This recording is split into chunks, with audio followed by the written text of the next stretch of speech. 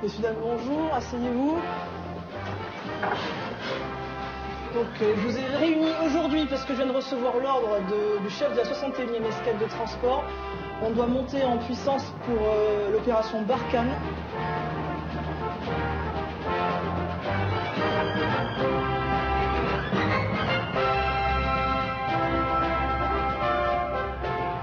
Je veux les gens les plus formés, les plus aguerris possibles. Bien, colonel. Prochain briefing dans 3 heures. La colonelle Diane est la patronne de cet escadron qui entretient les A400M, les plus puissants transports militaires d'Europe.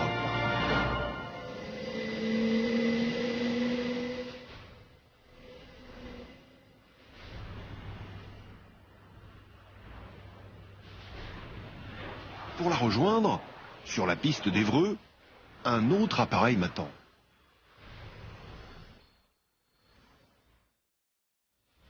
C'est un CASA, l'avion des missions tout-terrain, lui aussi rodé aux opérations extérieures.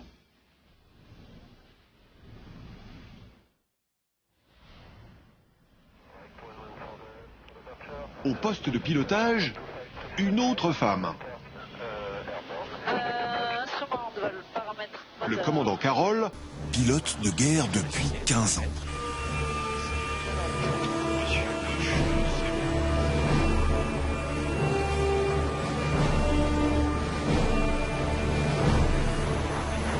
Donc on a dit avant décollage, instrument de vol ont été vérifiés, fenêtre équipage, c'est fermé, verrouillé. À droite. À gauche. Allez, c'est parti. Ok, c'est parti. Pour mon baptême de l'air militaire, Carole m'a réservé un décollage utilisé dans ce qu'elle appelle les zones de menace. Allez, top décollage.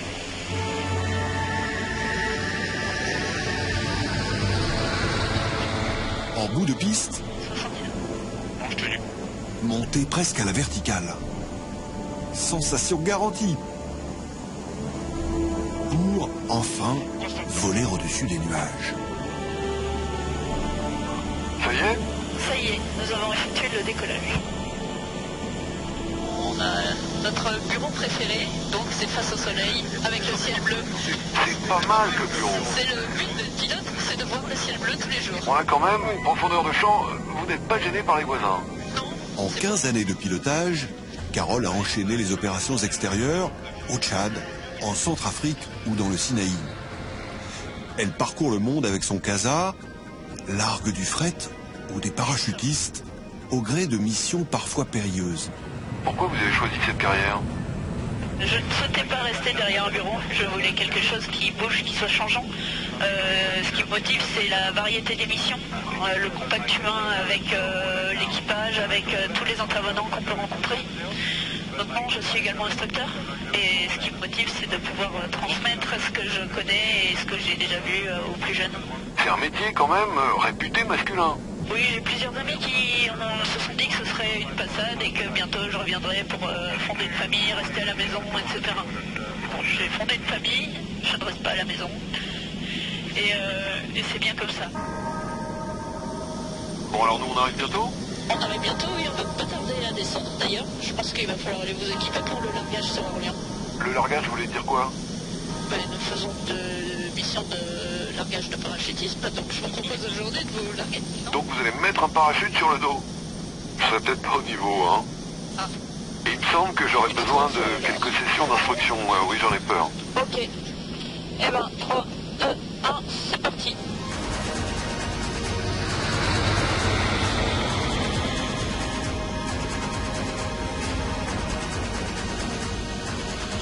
Identifié. Dites donc, c'est du grand art là, votre virage. Vous avez vu la distance courte pour pouvoir se poser? Ah ouais, faut pas se tromper là, hein. Impressionnant.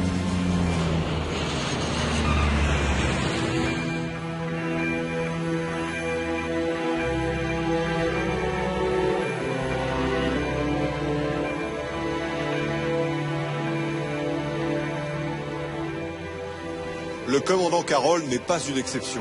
À l'armée comme dans la société, il y a de plus en plus de femmes aux commandes. Car la guerre des sexes est déclarée après des siècles de domination masculine sans partage. Au travail, hommes et femmes sont bien sûr complémentaires, mais ils sont aussi de plus en plus concurrents. Jusqu'où iront les femmes? Comment réagissent les hommes? Dans un monde où les rôles d'antan sont désormais bousculés. La guerre des sexes, c'est le thème de ce nouveau numéro de l'Angle Écho.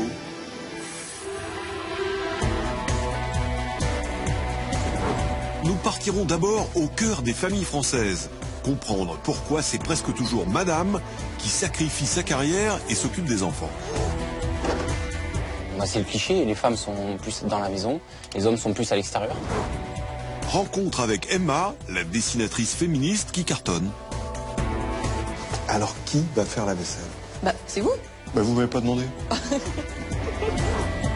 Des stéréotypes qui ont la peau dure, mais qui font tourner l'économie. Des rayons de supermarché aux agences de pub, pourquoi les clichés se vendent-ils si bien? Ce sont des codes masculins. J'ai tout simplement une voiture plus grande, plus longue. Enquête ensuite sur le harcèlement sexuel au travail. C'est parti plutôt sur des remarques par rapport à mon physique, sur toutes les parties de mon corps, mais en particulier mes fesses et ma poitrine. La chasse aux prédateurs est ouverte et ce sont les Américaines qui ont tiré les premières. Je chasse les sales types dans les tribunaux et j'adore ça. Portrait d'une Amérique où des femmes sont en colère et certains hommes pointés du doigt. Pourtant, la guerre des sexes n'est pas une fatalité. Reportage en Norvège où les Vikings ont remisé leur dracard pour s'occuper des bambins. C'est vraiment bien, ces 10 semaines de congé paternité, ça permet d'être aussi proche des enfants que les mères. Les femmes ne sont pas le problème, elles sont la solution. Enfin, rencontre au FMI avec la patronne de l'économie mondiale, Christine Lagarde. Parce qu'elles peuvent permettre à la fois d'augmenter la croissance, de réduire les inégalités et de diversifier les économies.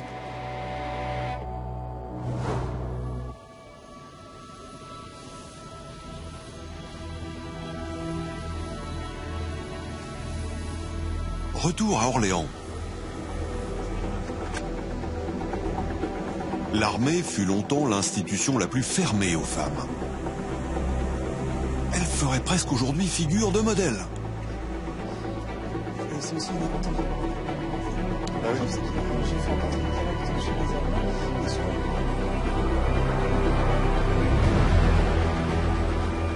Sous les ordres du colonel Diane, 250 mécaniciens s'affairent pour entretenir ces géants du ciel. Alors on est dans le ventre de la bête là. Tout à fait, on est dans sa soute, qui est le système d'armes principal d'un avion de transport militaire. C'est énorme. Oui, ça peut emporter jusqu'à 37 tonnes de fret, 116 passagers. On peut faire entrer 2 véhicules blindés, des hélicoptères. Et là, actuellement, on est en train de monter une version sanitaire. On peut aller jusqu'à 70 brancards. Ah oui, c'est les brancards, bien sûr. L'avion est capable de délivrer de l'oxygène médical. Et donc, avec des infirmières à bord, on peut procurer, et des médecins, procurer les premiers soins aux blessés. Combien de blessés vous pouvez embarquer? Jusqu'à 70, avec le personnel médical en conséquence. C'est un hôpital volant, en fait. Exactement. Une femme au commandement, presque un non-événement dans l'armée de l'air. La plus féminisée des forces, avec 23% de filles sous les drapeaux.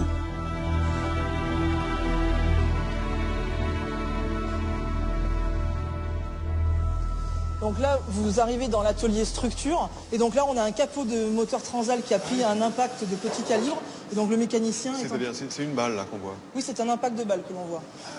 Et donc le mécanicien est en train de découper la partie qui est endommagée. Mais une rustine. En quelque sorte. Alors, un garçon sous les ordres d'une colonel, ça marche, ça fonctionne? Ça fonctionne plutôt bien, oui, effectivement, et aucun souci. J'ai même envie de dire que des fois, c'est même... on va dire plus efficace, on va dire. C'est une femme, c'est peut-être plus se faire entendre lorsqu'il faut mener entre guillemets des combats. Enfin, c'est vrai. Voilà, je pense. Peut-être parce qu'il faut qu'elle se fasse peut-être entendre plus fort. Bon alors, une femme comme vous, patronne de 250 personnes dans un secteur ultra technologique, de surcroît dans l'armée, c'est pas ordinaire. C'est pas courant, effectivement, parce qu'il n'y a pas beaucoup de femmes qui ont forcément les cursus scientifiques aujourd'hui, mais je pense qu'on a exactement les mêmes qualités, les mêmes compétences que les hommes, et d'ailleurs l'armée de l'air a cette faculté de pouvoir juger les gens et les poster en fonction des compétences individuelles et pas par rapport au genre. Est-ce que c'est un atout d'être une femme? Est-ce que c'est un inconvénient? Alors un inconvénient, non, clairement c'est pas du tout un inconvénient. Le fait d'avoir eu 2 grossesses n'a eu aucun impact sur la carrière et aujourd'hui toutes les femmes militaires peuvent être des mamans épanouies à côté, c'est tout à fait possible. Ça veut dire qu'un jour il y aura une armée paritaire, vous pensez? Paritaire, je sais pas. En tout cas, dans les recrutements, il n'y a pas de quota. Toutes les personnes qui ont les prérequis pour pouvoir intégrer l'armée peuvent le faire et après on passe des qualifications et quand on est à un poste, c'est qu'on a les compétences et les qualifications requises. Et d'ailleurs une particularité aussi, parce que je vis dans un environnement, c'est vrai, à majorité masculine, mais je fais un poste de direction, j'ai exactement le même salaire qu'un collègue masculin qui a le même grade et qui occuperait la même fonction. À son échelon, un lieutenant-colonel gagne 4 000 € net par mois, sans compter les primes. L'armée française est la 4e armée la plus féminisée du monde. Juste derrière les États-Unis, la Hongrie et Israël, qui compte 1/3 de femmes dans ses rangs.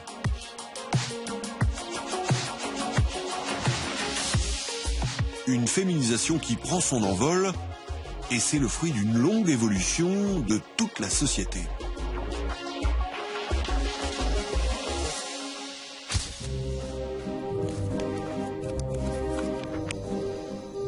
Pendant des siècles dans la France rurale, hommes et femmes ont œuvré ensemble aux travaux des champs, comme ici en pleine moisson dans la région des Vosges. C'est avec la révolution industrielle du 19e siècle que la division du travail spécialise les tâches et les répartit entre les sexes. Les hommes au boulot, les femmes au fourneau. C'est donc aux épouses de se consacrer au foyer, à l'éducation des enfants et aux bons soins du chef de famille, comme dans ce coron de mineurs. 1907, une loi autorise les femmes mariées à toucher un salaire. Mais attention madame, seulement avec l'autorisation de votre mari. En 1909, le congé maternité voit le jour. Il n'est pas rémunéré, mais les jeunes femmes ne perdent plus leur travail quand elles deviennent mamans. Et ça n'est pas le petit Jojo qui s'en plaindra. Il faut attendre la Première Guerre mondiale pour que les femmes entrent massivement sur le marché du travail. Pendant 4 ans, les hommes sont mobilisés dans les tranchées et les femmes prennent leur place à l'usine. Elles sont désormais capables de faire tourner l'économie. Il faut attendre la Deuxième Guerre mondiale et l'entrée massive des femmes dans la résistance, puis la libération, pour qu'enfin, le 29 avril 1945, elles obtiennent le droit de vote. À voter. Dans les années 50, avec l'exode rural et la montée du salariat, les femmes sont de plus en plus nombreuses dans la population active. Mais ce n'est qu'en 1965 que la loi les autorise pour la première fois à ouvrir un compte en banque et à travailler sans l'autorisation de leur mari. En 1967, avec la loi Lucien Neuwirth, la pilule est légalisée, les femmes peuvent choisir le moment de leur vie où elles font un enfant. L'année d'après, alors qu'un vent de révolte souffle sur le pays, les femmes représentent déjà 50% de la main-d'œuvre. Le mouvement de libération des femmes brûle les soutiens-gorge en place publique. Et en 1972, la loi établit le principe « à travail égal, salaire égal ». 46 ans plus tard, cette règle s'applique-t-elle enfin? Nous sommes allés rencontrer des Français pour comprendre pourquoi, aujourd'hui encore, tant de femmes ont du mal à quitter les fourneaux pour le boulot. Dans le Gard, à Saint-Marcel de Carreret, petit village de 800 habitants, une maman, comme tant d'autres, a mis sa carrière entre parenthèses pour s'occuper de ses enfants. Qu'est-ce qu'il y a, Tichou? Il faut préparer le repas pour le midi. Il est 10h15, donc il faut s'en occuper. Le temps que ça cuise, il faut enchaîner les tâches à faire. Petite purée pour Kévan.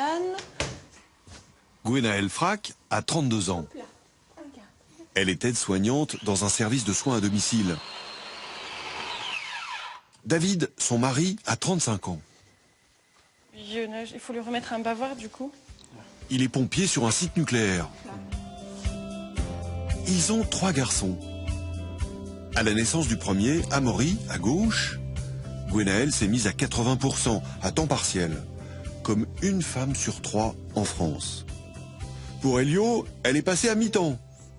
Et pour Kévan, le dernier, elle s'est arrêtée, en congé parental pour 7 mois. Il y a beaucoup de gens qui pensent que d'être à la maison, c'est les vacances. c'est du repos, mais non, c'est pas du tout du repos. Ça s'arrête jamais. Ça s'arrête le soir quand ils sont couchés. Et là, on souffle un peu.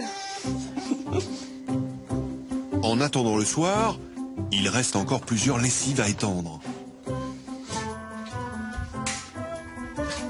Et 3 garçons en plus qui jouent dehors, qui se salissent. On est servi. Avant la naissance des enfants, les tâches étaient bien réparties, c'était assez équitable. Maintenant qu'il y a les enfants, c'est vrai que les tâches, c'est plus moi qui m'occupe de la maison. Si je devais calculer à peu près, je pense que je m'occupe à peu près de 80% des tâches de la maison et mon mari, ça correspond à peu près à 20%. Oui. David travaille souvent en horaire décalé, ce qui lui permet d'assumer d'autres tâches, comme l'entretien du jardin et des voitures. Je suis en train de changer les plaquettes de frein. Et c'est essentiellement moi qui y pense à le faire. Et ma femme roulerait tant que ça roule, voilà. Je pense qu'on est un peu comme monsieur tout le monde. Hein. Les femmes sont... c'est le cliché, les femmes sont plus dans la maison, les hommes sont plus à l'extérieur. Après, je ne sais pas pourquoi, mais c'est comme ça. À l'image de la famille Frac, 50% des femmes réduisent temporairement leur activité professionnelle après une naissance.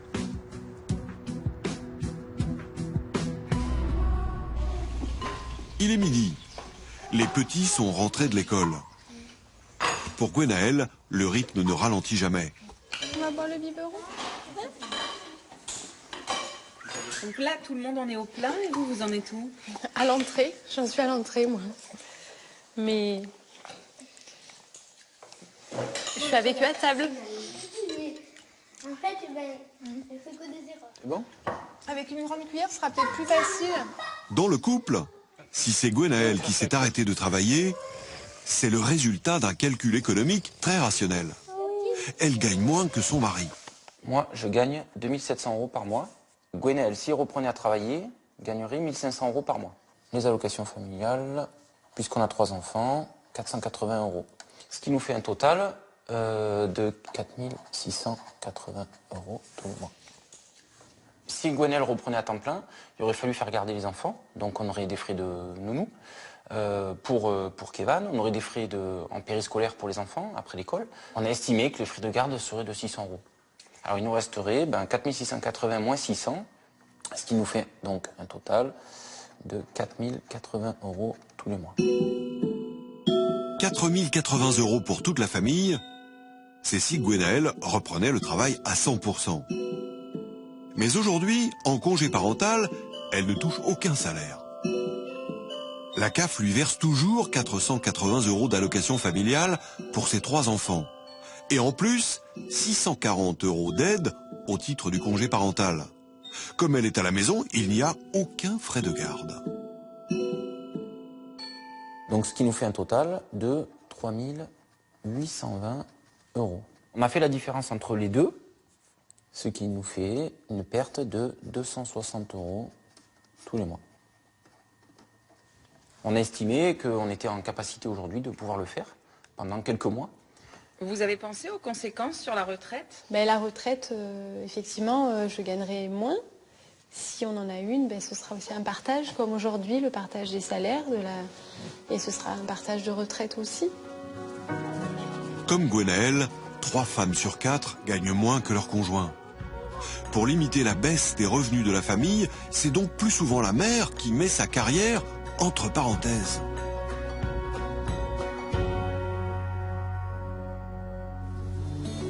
Aujourd'hui, les hommes ne représentent que 4% des parents qui prennent un congé parental.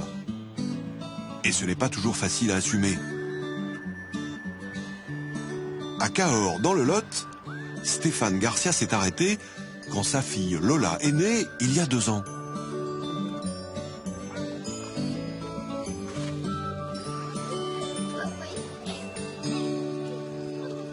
C'est bon? Allez, on y va. Qu'est-ce que c'est? Un toboggan? Tu arrives à monter sur le toboggan? Parce que ça glisse. Hein. Le soir à l'école, on se sent un peu seul. Voilà. Dans le monde féminin. Les papas, effectivement, qui sont en congé parental, il n'y en a pas. Parce qu'il y a encore l'image du père qui travaille, et qui est carriériste et qui aménage à la maison. Et il y a encore l'image de la mère au foyer. Voilà. Les mentalités ancestrales, on va dire, sont dures à faire bouger.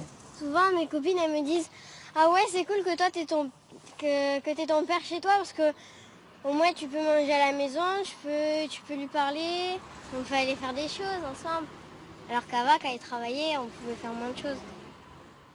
Un papa extraordinaire, jusqu'à la pointe du fer à repasser. Voilà, ce sont des choses qui paraissent à certains hommes peut-être pas très virils, mais qui sont essentielles finalement. Boum. Boum. Allez. Je te laisse faire. Hein. Ma femme, elle travaille énormément déjà. J'estime que moi qui suis à la maison, quand elle rentre le soir, que c'est 20h30, il n'y a pas une maison sale, il n'y a pas le repas à préparer, le bain à donner à Lola. Pour moi, ça fait partie de la logique de la chose. Stéphane était aide-soignant. Sa femme, employée au rayon beauté d'une grande surface. Il gagnait le même salaire, 1 400 € par mois. Mais après sa grossesse, son épouse a eu une promotion impossible de refuser. Eux aussi ont tout bien calculé.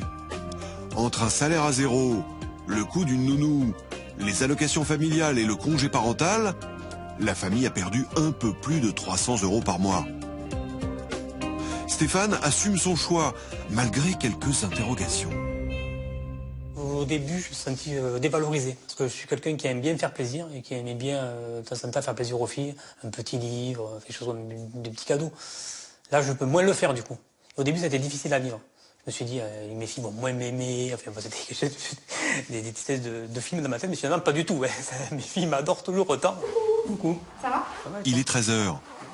Aline, la femme de Stéphane, rentre déjeuner. Bon, on peut passer à la table si tu veux, c'est prêt. Eh bien, parfait. On y va. C'est désormais sur elle que tout repose financièrement. Après, le regard des gens est difficile. C'est-à-dire? C'est pas facile quand on dit que c'est le papa qui a pris le congé parental. Qu'est-ce qu'on vous dit? Ah bon, mais il s'ennuie pas, mais et comment vous faites financièrement? Enfin, voilà, je travaille, il y a quand même des sous qui rentrent, donc j'ai pas besoin de me stresser en me disant quand je vais rentrer, il faut que je fasse la lessive, il faut que je fasse le repassage, il faut que je fasse le ménage. Il y en a une partie qui est faite, je fais la mienne aussi, je fais une partie quand je suis là, quand je suis de repos. Mais j'ai moins l'impression de courir partout. Dans 4 mois, toute la famille partira vivre au Canada. Un nouveau départ, mais dans un premier temps, Stéphane continuera de s'occuper de ses filles. Aucun salaire au monde peut avoir des millions d'euros ne remplacera tout ce que j'ai vécu avec mes filles. Tout est quasiment 2 ans maintenant avec Lola. Les premiers pas, les premiers mots, tout ça, c'est irremplaçable, finalement. Irremplaçable. C'est largement, mais largement compensé par ça, finalement. Voilà. Et tu veux boire? Oui. Oui. D'accord. Arrêter de travailler pour s'occuper des enfants n'est pas sans conséquences sur la carrière.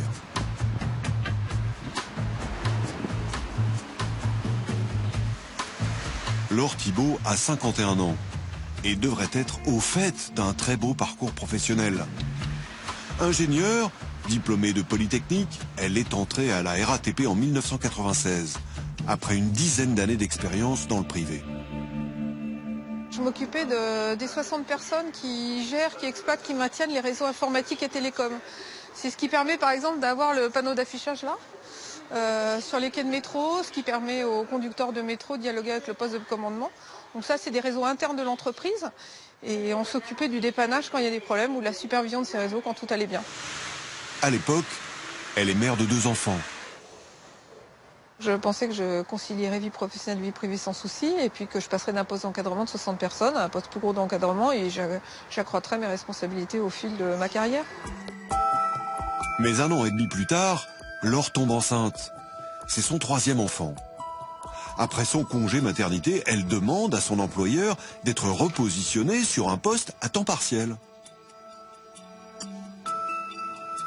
La RATP à l'époque me répond que compte tenu de mon niveau dans les hiérarchies, il n'est pas concevable que je ne fasse pas carrière et que je sois à temps partiel. Si on veut une famille, il ne faut pas venir dans l'entreprise. Devant le refus de son employeur, la jeune femme propose une autre solution. Un congé parental, ce qui ne peut pas lui être refusé, mais à temps partiel. C'est un droit prévu par le Code du travail. Il dit ok, je tolère, mais vous oubliez l'encadrement, vous oubliez les postes de responsabilité, et ce sera des postes chargés de mission. Là, je suis tombée de très haut. Oui, je suis tombée de très haut, et puis surtout, je voulais laisser ni l'un ni l'autre. Donc, je voulais avoir une utilité collective, une utilité familiale, les deux en même temps, et je voulais pas être obligée de choisir. En un mot, le placard. Très peu d'avancement, très peu d'augmentation de salaire. J'ai fait l'exercice de comparer ma progression de salaire et la progression de salaire de mon mari. Voilà, donc deux courbes salariales. Ma courbe aurait dû être au moins la sienne, voire supérieure, parce que mon école d'ingénieur étant plus cotée, logiquement les salaires sont aussi plus élevés. Donc la courbe de mon mari en rouge, son évolution de salaire.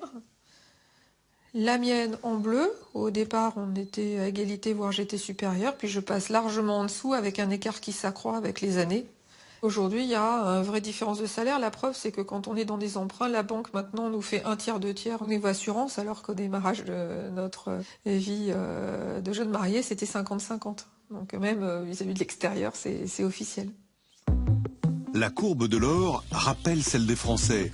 L'écart entre hommes et femmes se creuse au fil de la vie pour atteindre 25% en moyenne. À emploi et temps de travail égal, les femmes gagnent encore 9,9% de moins que les hommes.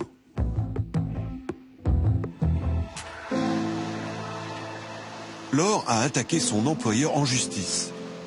En 2015, la RATP a été condamnée pour discrimination liée au sexe et aux congés parentaux.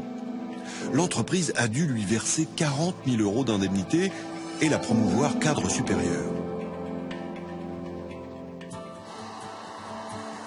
Concilier vie professionnelle et vie de mère n'est pas simple. Un constat qui a poussé Garance, une chef d'entreprise de 39 ans, au-delà des frontières de la légalité. Comment ça va? Très bien.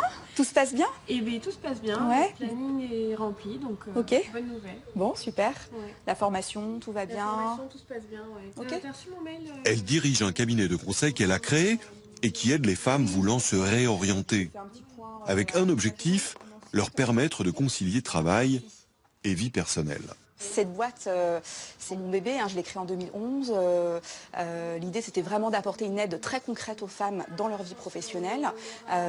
Donc on a démarré, on était très peu. Aujourd'hui, on est 30 collaborateurs avec 3 implantations. Et on accompagne plus de 5000 femmes par an en reconversion professionnelle. Donc ça fonctionne très bien. En 6 ans, Garance a multiplié son chiffre d'affaires par 4. Pour en arriver là, elle n'a compté ni ses jours ni ses heures, au détriment de sa vie de femme.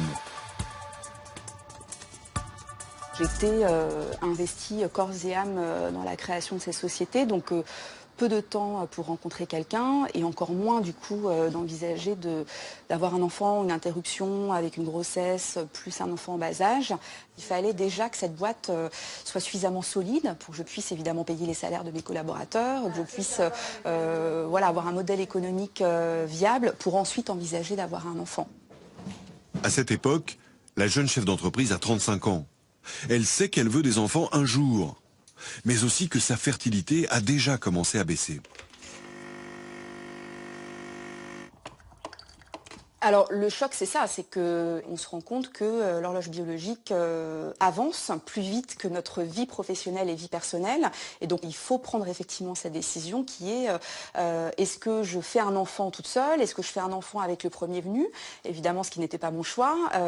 Ou alors est-ce que j'ai cette possibilité-là de pouvoir me donner un peu plus de temps en congelant mes ovocytes et en les utilisant plus tard. Congeler ses ovocytes, c'est légal, mais réservé aux seules patientes contraintes de suivre un traitement médical qui risquerait de les rendre stériles. Garance a donc dû contourner la loi. Dans ce dossier, il y a un peu tout le parcours des différentes ordonnances, toutes les échographies, le bilan préopératoire, donc avec toutes les analyses de sang. Elle s'est rendue dans une clinique privée en Espagne.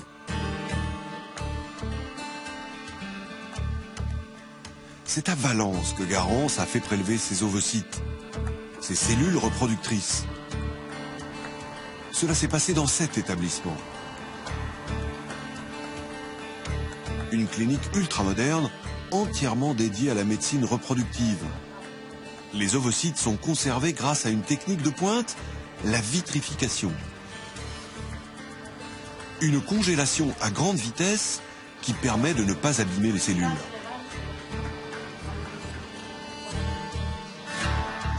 Je m'appelle Paula Celada. Je suis gynécologue spécialiste en reproduction assistée.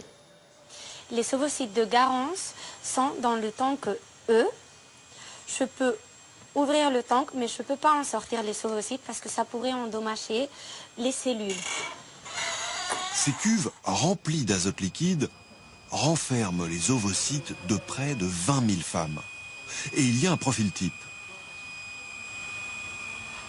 C'est une femme qui a 37 ans en moyenne. Ce sont des femmes qui ont un haut niveau d'éducation. Elles sont souvent des études supérieures. 75% d'entre elles ont des études universitaires. Donc ce sont des femmes qui comprennent l'importance de l'effet de l'âge sur la maternité. Donc il y a un décalage entre l'évolution culturelle, l'évolution sociale et la biologie.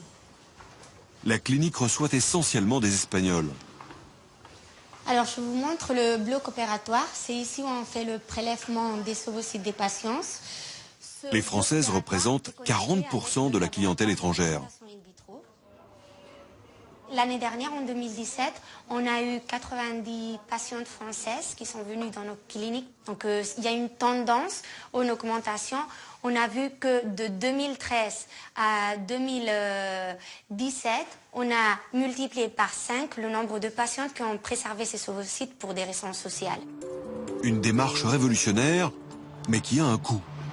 Alors vous voyez, là vous avez la facture totale de la clinique, donc ça a donc coûté 2 700 €. Donc ça c'est juste pour la congélation, enfin le prélèvement et la congélation des ovocytes, ce à quoi il faut rajouter les billets d'avion, l'hôtel, etc.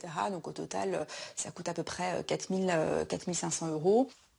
Et bien sûr, comme ça n'est possible qu'à l'étranger, rien n'est remboursé par la sécurité sociale. Je trouve ça fou que les femmes aujourd'hui soient obligées de dépenser cette somme-là et doivent faire ça presque en cachette, en fait. C'est pour moi une démarche qui est au même titre, enfin qui est une avancée sociale au même titre que l'accès à la contraception et le droit à l'avortement. En juin dernier, l'Académie de médecine a recommandé d'autoriser la congélation d'ovocytes à toutes les femmes, sans restriction médicale. La prochaine loi bioéthique devra trancher en octobre 2018.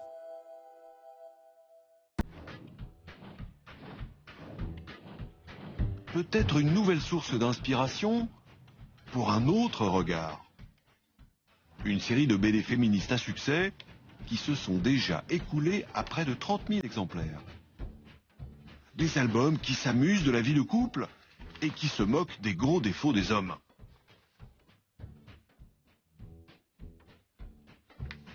Chérie, tu peux mettre la table? Oui, dans 5 minutes.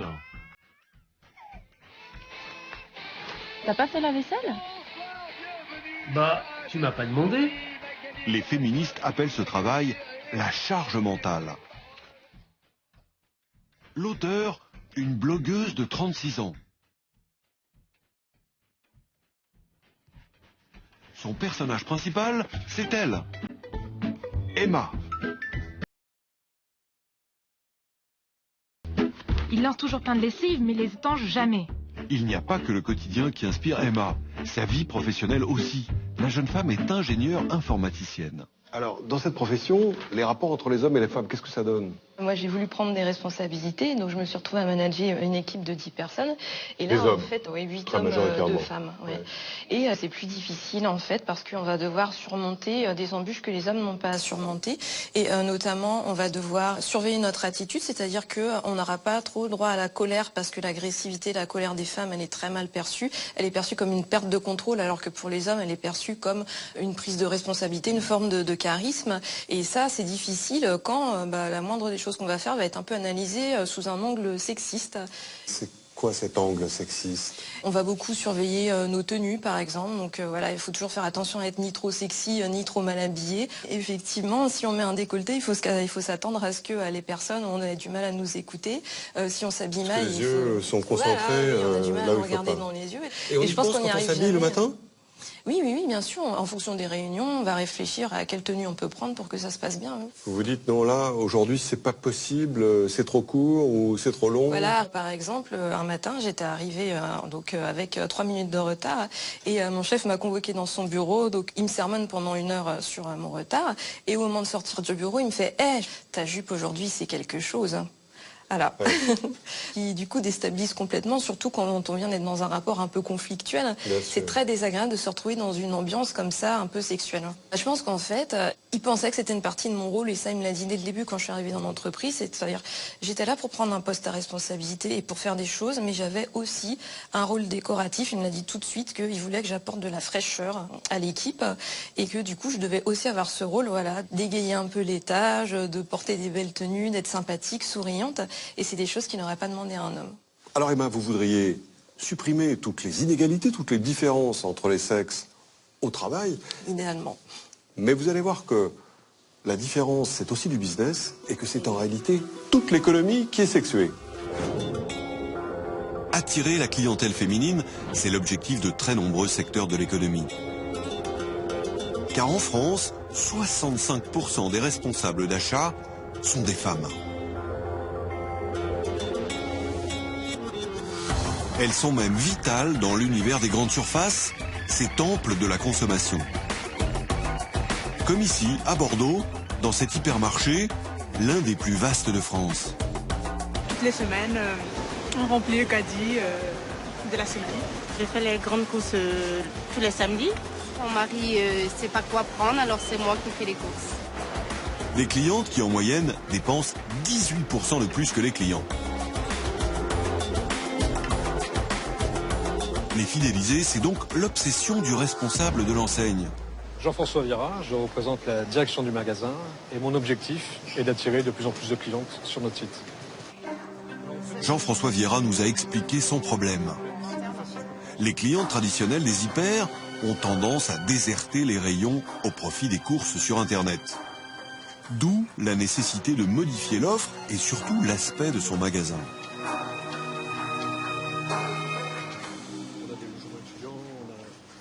Les magasins physiques ont besoin de réinventer leur modèle, notamment en rendant les courses plus plaisantes. Et ce type de périmètre amène une offre nouvelle dans un hypermarché. Au sein même de l'enseigne, on se croirait dans une salle à manger. Les équipes de Jean-François sont allées piocher leurs idées chez les spécialistes de l'ameublement. Une rupture complète avec les principes des hyper. C'est des offres qui prennent de la place. Là, on n'est pas dans l'optimisation du mètre carré. On est plus dans la mise en ambiance. Et ça plaît aux clientes, aux femmes? Ça plaît aux clientes. La clientèle féminine est beaucoup plus sensible à l'esthétisme qu'on va mettre dans la mise en ambiance des produits. Et elle va oser plus qu'un client masculin à venir compléter ses courses alimentaires par des achats liés à la décoration. Et visiblement, les consommatrices sont conquises. S'il y a quelque chose qui nous plaît, on le prend. Ouais. Donc ça vous pousse un peu à acheter des choses que vous ne verriez pas forcément... Oui. En 6 mois, le chiffre d'affaires du rayon a progressé de plus de 20%. Alors Jean-François décline, autant que possible, ses mises en scène. Par exemple avec ce lit posé au bord de l'allée centrale. Ou encore cette charrette à l'ancienne, pour des légumes de qualité. Ce savoir-faire n'existait pas dans les supermarchés. Jean-François a donc engagé Olivier, qui travaillait dans le prêt-à-porter.